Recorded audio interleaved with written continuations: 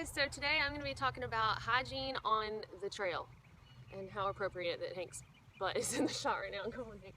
Just going to cover some typical questions that folks have about hygiene on the trail, and don't worry guys, before I get too far into the feminine only hygiene, I'll give you fair warning so you can stop watching at that point.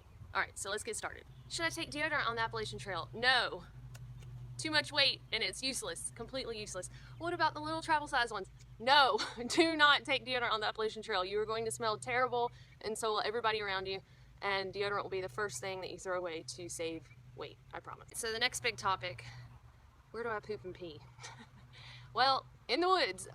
So they have privies at most of the shelters, and there are different types. There's like the moldering and the composting, but they'll have instructions on what to do. A privy is essentially just an outhouse. The biggest rule of all the privies is nothing but toilet paper is thrown in there. No food scraps, no baby wipes and things like that.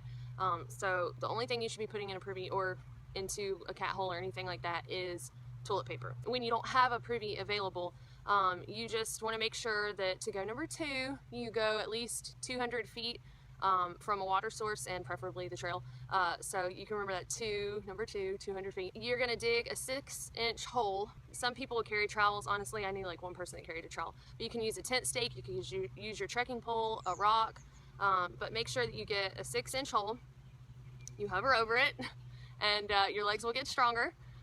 Or you can hold onto a tree, you know, whatever you need to do. Your aim will get better with time, but you go into the hole, and if you don't make it in the hole, then rake it into the hole with a stick. Preferably, they want you to mix your waste with dirt, just to help it break down faster. And then your toilet paper goes in the hole too. So you can bury your toilet paper, and I recommend that because it's kind of gross to pack out that paper, you know. Instead of toting a whole roll of toilet paper with the roll in it and all that mess, the best thing to do is just get some off and then keep it in a plastic bag because it's more storable and takes up less space in your pack that way, but it's easier with the buddy system.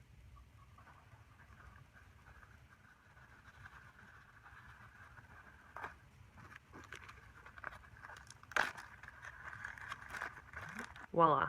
This is to keep it dry because wet toilet paper does you no good. Baby wipes. Baby wipes are nice to have, but you do need to pack these out. Notice these say flushable, and then there are some that say compostable, but the rules state that regardless of what the baby wipes say, only toilet paper should be buried and used in privies on the Appalachian Trail. As far as peeing, you know, just make sure you're not going in a water source. They say preferably 100 feet from a water source, so 200 feet is approximately 80 paces, that's, you know, safe, and then 100 feet is, you know, I guess 40, so, but please use hand sanitizer, please. And remember that when you're signing shelter logs, not all folks are clean like y'all are. I know y'all are clean, but not all folks are that clean. So after you sign a shelter log, you should probably use some hand sanitizer too. That's just something to keep in mind, a little tip. For guys, it's a lot easier to go to the bathroom on the trail, pee, and then kind of, you know, move along.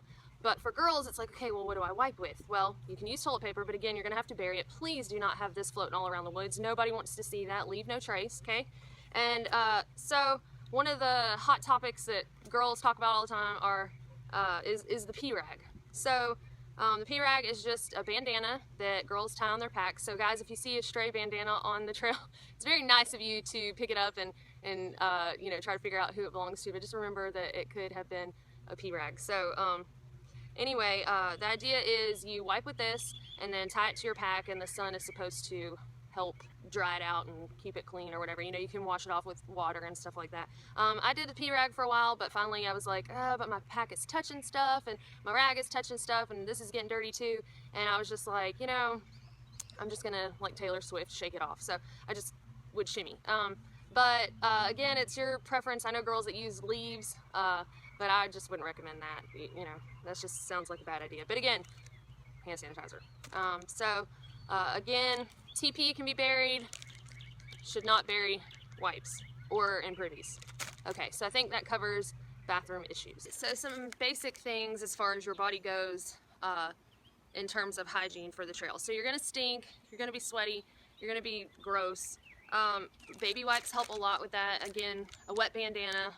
Be mindful before you get into a water source of folks trying to collect their water and things like that, as far as bathing off. No soaps in the water sources, please. Do not get in there with some shampoo and all that. I didn't even carry body soap, and I know that they have, you know, the biodegradable and all that stuff, but none of that is naturally in the water. I just, you know, you're not supposed to use any kind of soaps and things in the water, and you just shouldn't. So I just didn't even bother carrying it. But if you're gonna collect your water, go away from the water and away from your campsite, and, you know, if you want to scrub your hair or your body, you know, with soap, and then rinse off away from the water source, you know, hey, that's fine. But I just, every morning I would bathe off with baby wipes, and sometimes at night. I mean, sometimes you're just tired and you don't care. But again, these have to be packed out, and so it's good to have, I think most people use a gallon Ziploc bag as their trash bag. If you're gonna be wiping your body and stuff, you might wanna, or, you know, using them when you go to the bathroom, the wipes, you might want a separate bag. That way, when you're cooking and stuff and you have your trash bag there to put your trash in, you're not like opening your bag with, you know, body funk in it. So just something to think about. So you might want to have 2 of these. And a lot of times hikers will split a box of these when they go to town. Like, this time I'll buy it, next time you know, and you can find them in the hiker boxes and stuff too. Guys, to prevent chafing, and ladies, Gold Bond powder is good. But as a girl, dual purpose, I use just regular baby powder because I liked to put baby powder in my hair. It kind of helps with the greasiness and the smell, and I like to put baby powder like in my sleeping bag and on my clothes, just to help, on my pack, to help dry it out and stuff. So dual purpose with this. I mean, you could use the Gold Bond for that, but that medicated Gold Bond in your hair, I just don't know about all that. Girls also use buffs. Here's Riga modeling a buff for me. Girls use buffs to cover their greasy hair, to keep the hair out of their face. Guys use them for the same thing, because you guys will have long hair on the trail.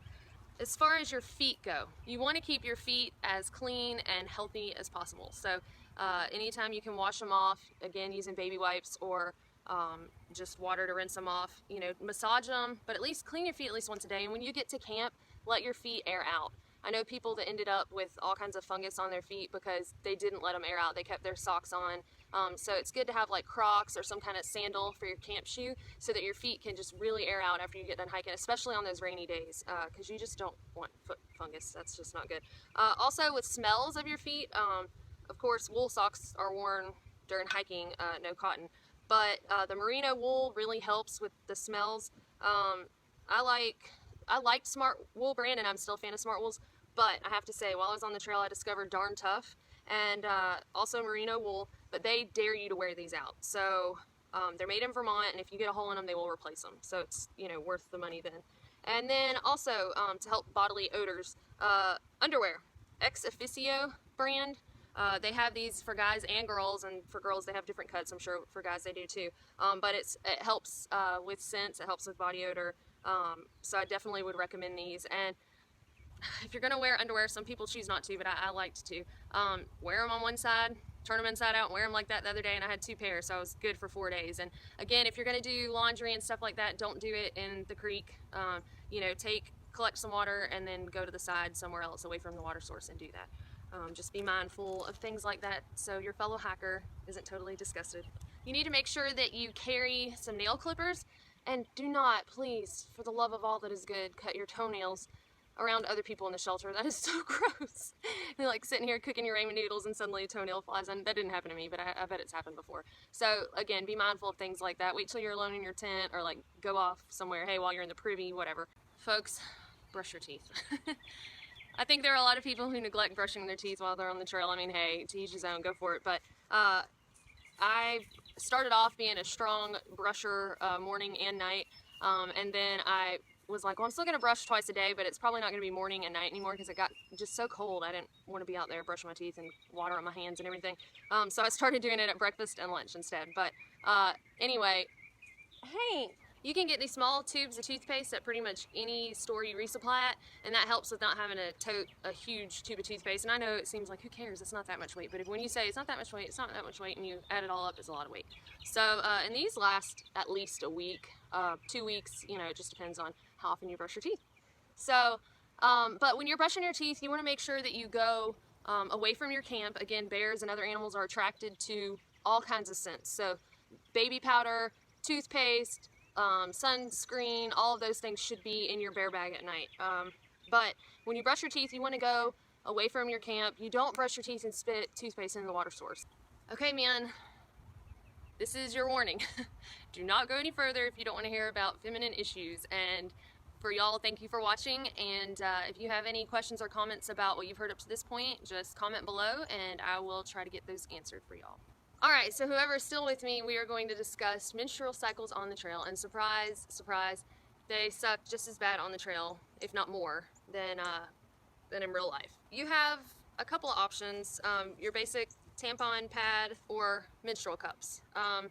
Menstrual cups, I think you're going to be a person who either really likes them or really hates them, but the biggest thing I recommend is don't be sitting in a privy or squatted behind a tree the first time you try to use this. You need to practice several months ahead of time, and then even still, I would highly recommend taking your typical backup. And I like, for tampons, I like the little collapsible ones, or the ones that, you know, extend whenever you open them, because they pack better, so you save space. And then pads, and take more than you need, because I was stuck in a rainstorm one day and had run out of all of mine, and somehow by chance a girl comes walking down the trail, and I was like 2 days from town, and she had extra and saved me. So make sure you have plenty. Keep them in, if you're going to use pads and tampons, keep them in a Ziploc bag so that they don't get wet, because wet pads and tampons are going to do you no good. Alright, back to the cup though. I think this is called the Moon Cup. It's a little more bendable and flexible than your Diva Cup. The Diva Cup, I found it to be rigid, and I did not like it at all, but that's me. Everybody's different. With the cup though, you're having to touch yourself more, so you're putting yourself out there for infections and you know, things like that. So you definitely want to use hand sanitizer on your hands before and after you use this. I would recommend probably for sure having baby wipes to help clean yourself, to clean the cup and everything. This is definitely going to be messier than your typical pad and tampons, but again, you may really love this because you're not having to pack out all of the trash from these, because you do have to pack out the trash. You cannot dump this stuff in a privy.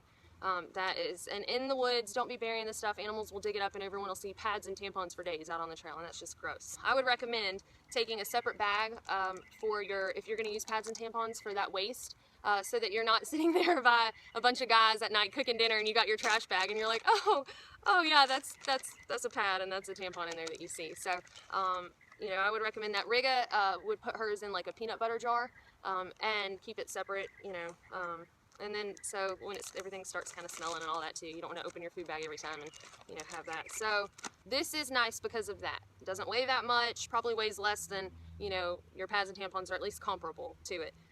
But, you know, there's the cleaning it after you use it for storage. They suggest that you boil it. So, you know, you'd have to boil it in your food pot. I ended up trying this a couple of times, and I sent it home and decided to go with the conventional pads and tampons. I would definitely have some baby powder or Gold Bond to try to keep that area dry at night. You know, if you could just use a tampon and put powder in your underwear to try to, or wear cotton shorts in the summertime just to let everything air out. That's really good. So yeah, I know no big secrets there. Might not be very helpful.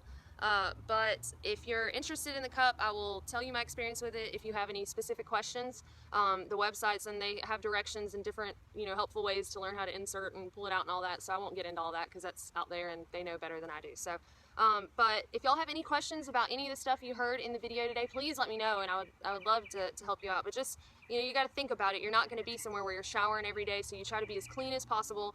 Again, if y'all have any questions, please let me know, and we will see y'all next week. Okay, so I am here at Amicalola State Park, and I am about to hike the approach trail.